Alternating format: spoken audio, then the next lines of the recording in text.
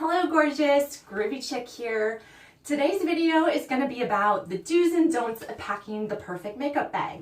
Now some of y'all might be thinking, that's simple, throw some makeup in a fucking bag and call it done. So here's a story about the cosmetic bag that actually inspired this video. I had just taken over in a new store. I was cleaning up after the old manager, going through old lockers, and in the back of one of these lockers I found this little canvas pouch. It kind of looked like a pencil pouch. It was kind of this splotchy, brownish, grayish color, and I guarantee it did not start out that color. So anyway, I muster up the courage to open up this little pouch and explore the treasure left inside. So inside the pouch, I found an empty eyeshadow palette with all the labels worn off, so I'm guessing maybe Jane circa 1994. Any 90s kids out there that remember that $3 shit from Target? Yeah. So there was also a dirty makeup brush and an eyeliner and a lip liner, both of which did not have lids. A squeeze tube of foundation along with a filthy foundation brush, all kicking around the bottom of that little pouch, along with the loose contents of said eyeshadow palette. So if that makeup bag was your makeup bag, this video is for you. First, you want to start with a clean makeup bag. Hint, a makeup bag that is wipeable, waterproof material is going to last you a little bit longer, be a little bit more durable, and easier to keep clean than an old little canvas bag. So if your makeup bag is starting to look a little bit dingy or is made of a material that's not as easy to keep clean, just do yourself a favor and throw it away. Think about it this way. The way you buy your kids a new backpack every year for school, buy yourself a new makeup bag every once in a while. Makeup bags are cheap and they're oftentimes given away as a free gift with purchase, especially at places like Ulta. Next, you want to throw away anything that smells weird. When you think about beauty products, they're made to make you feel pretty. Is there anybody out there who feels pretty when they smell bad? Yeah, I didn't think so. So if your makeup smells like grandma or smells like chemicals or some other nasty, funky thing that you don't want on you, throw it away. Makeup does go rancid. Chances are if it smells bad, it's gone rancid or it's contaminated or maybe it was just from a bad batch. Either way, don't risk it. Just throw it away. Step 3, it is essential that you pack yourself some skincare. You have to prep your canvas before you paint it. If you're not moisturizing properly, your makeup is going to make your pores and your fine lines look even larger. Step 4, avoid powders whenever you can. You remember our friend with the canvas makeup bag and all the loose powder floating around the bottom of her bag. So if you can do these great little stick eyeshadows, I really recommend this one. I love it. It's by Julep. I don't know if you can see that there, but I got it at Ulta. It's retractable. Then you have the blending tip on the other side. It has a nice tight lid and is securely closed in my makeup bag at all times. I keep a light pearly shade and a dark shade for my lids in my makeup bag. If you do have to use a powder, use something that closes securely. So do not throw that CoverGirl clamshell with the broken tooth in your makeup bag. It's going to pop open and you're going to end up like our friend with powder all over your bag and all over everything in it. I love this little powder that I got at Ulta. It is by Tarte.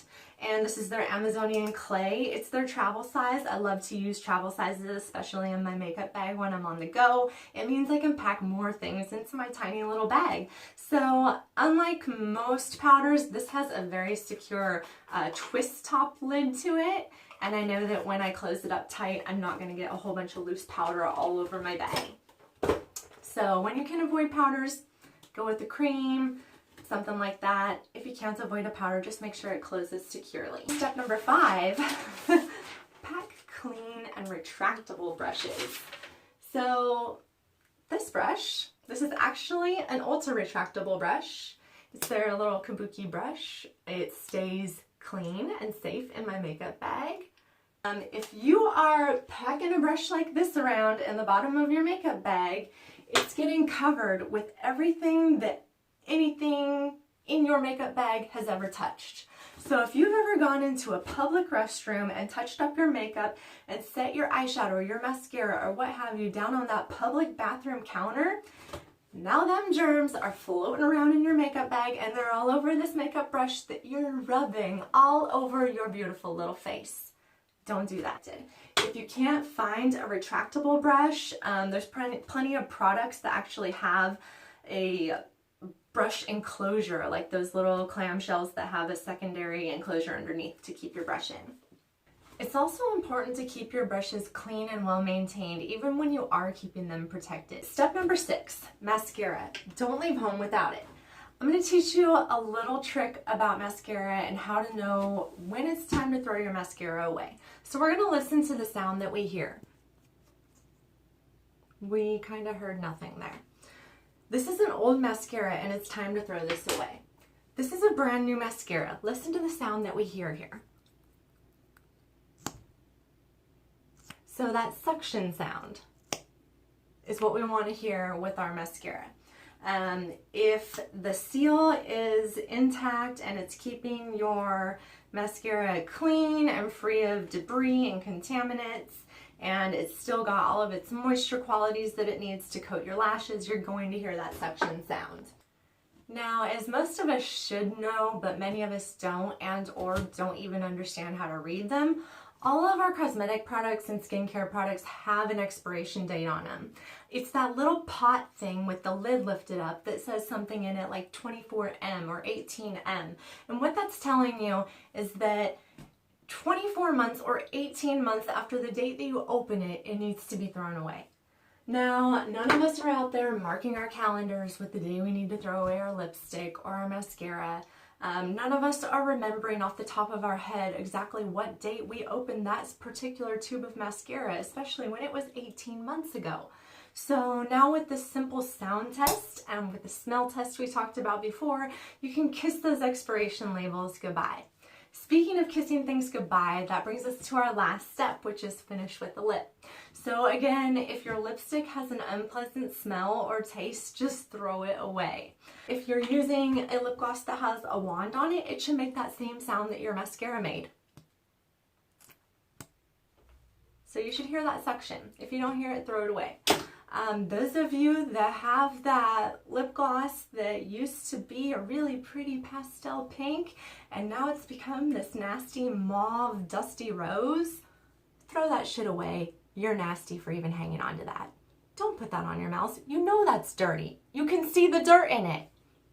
Don't be that lady who's lost the lid to her lipstick and just rolls it down all the way and keeps it in her purse. Ladies, you're better than that. Don't be that lady who's picking the little fuzz balls off of her lipstick before she puts it on her face.